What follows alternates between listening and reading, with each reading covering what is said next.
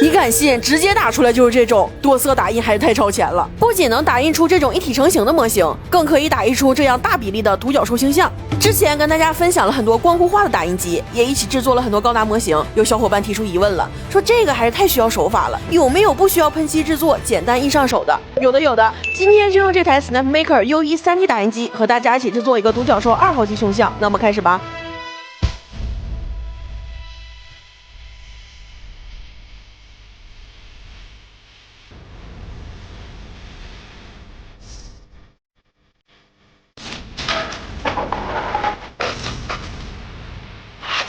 Snapmaker U1 是独立4头并联的，换头也很方便，可以实现5秒直接切换打印头，省去冲刷的过程，最大限度的减少了浪费。还有自检系统，也能远程操控，实际操作起来也不难啊。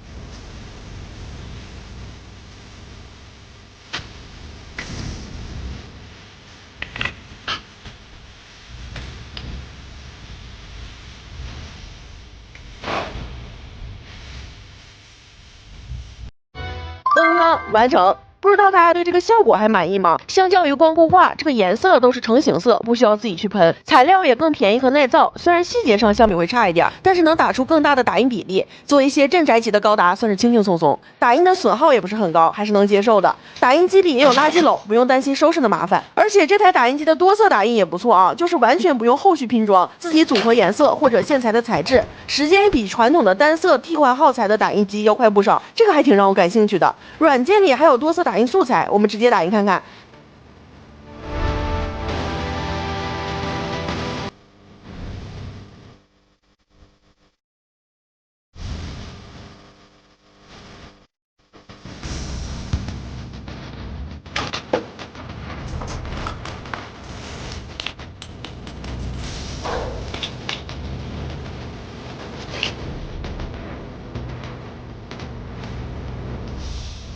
当然 FDM 打印机更多的是打印一些自己生活中常用的物品，比如我这个喷笔支架，我拿来做摆件的小玩意儿，或者任何你需要的东西，还是挺实用的。所以这样一台 Snapmaker U1 3D 打印机会是你的菜吗？评论区聊聊吧，拜拜。